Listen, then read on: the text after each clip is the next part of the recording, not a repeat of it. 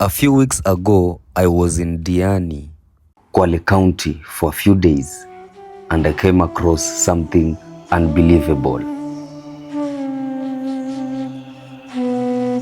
The oldest mosque in East Africa. The Congo Mosque was built in the 13th century by the early Arab traders visiting the East African coast.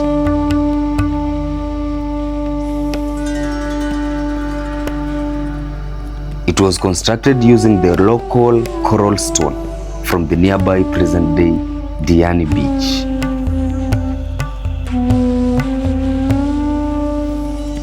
No, that time you're trading in the Indian Ocean. 14th century, the Arab merchants built this mosque as a stopover to worship during the trade.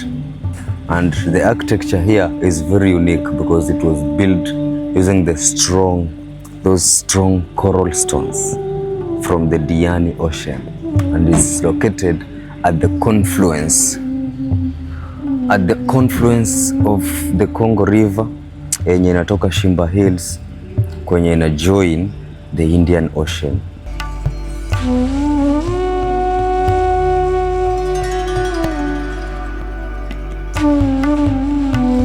This mosque was previously known as the Diani Persian Mosque, which served as a place of worship during the early trade period and was later abandoned when the Arab merchants left the coast.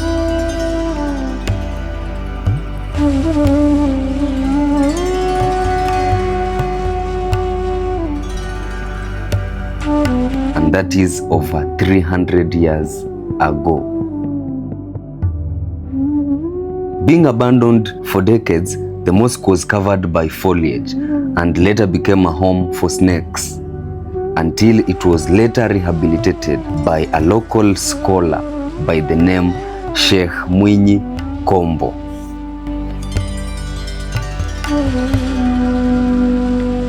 It was later named Congo Mosque after a faithful Muslim by the name Swadik Congo, who is buried in the compound.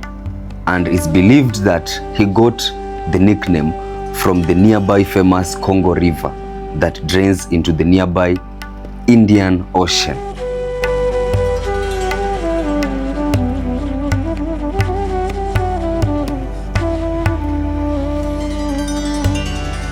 It's always hard to believe that such buildings still exist up to date with such rich history. Later, after hours of wandering, I found myself again in another pursuit of another important historic gem still in Kwale County, past Msambweni.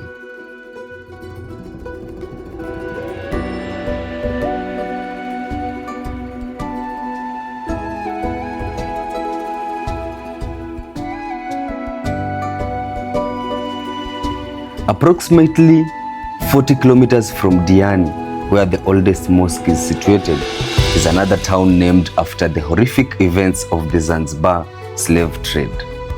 That is in the early 18th and 19th century. I'm talking about Shimoni Caves. What's up guys? Fans wa Kaula Adventures. So nimejipata mwisho wa Kenya. In short, nimejipata Kwale County huku mwisho. This town called Shimoni. This is the last town. Huko mbele kuna bahari bana. Alafu after hiyo bahari ni Wasini Island, and then you cross to Tanzania. So tuko hapa not because of Wasini Island, because Wasini Island I already did the tour. You can check one of the vlogs on my channel. But leo tuko hapa because of something very important. Kitu ya history.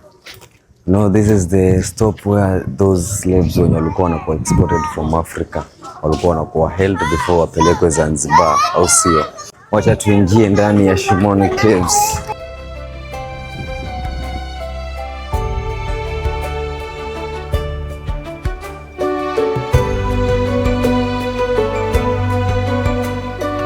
Shimoni originates from the word hole, referring to the caves where slaves were kept before being sent to Arab or Zanzibar, the main slave market.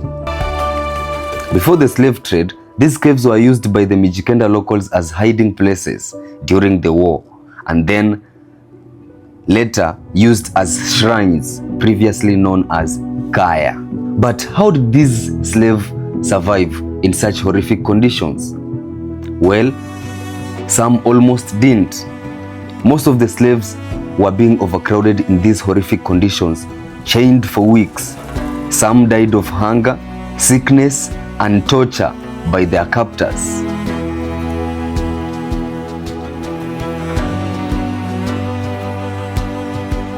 So once you are inside the Shimoni Caves, you can even find some of the chains, the remains of the chains that were used to chain these slaves in the halls. Punishment area for the crooks. Wale who were escaping from the guys walikuwa wanakaa kule juu. Yeah, easy or fence, easy. A portion of the cave is connected to the Indian Ocean and was used for easy loading and offloading of the slaves into those. Alafu hii maji ilitoka kwa bahari, hata ni because ya high tide hatuwezi ingia huko, but hii place I stop kudrip. I think the fresh air yenye walikuwa wanapata mtu kwa hizo mianya zimebakia huko, you know. It was crazy. It seems like it was crazy. I can just imagine. So hapa ni 40 kilometers from Zanzibar, na Zanzibar ndo kulikuwa na the main slave market. So walikuwa wakifika Zanzibar wanapelekwa mpaka Middle East. No fresh water. Maji ni kisima fulani hapo inatoka tu kwa ocean venye umeona hivi, not unless it rains, ndio sasa ina drip kwa kisima. So the slave trade went on for approximately 120 years until late 19th century, when the British colonialists abolished the slave trade. The place is now owned by the National Museums of Kenya and is open for visits for all.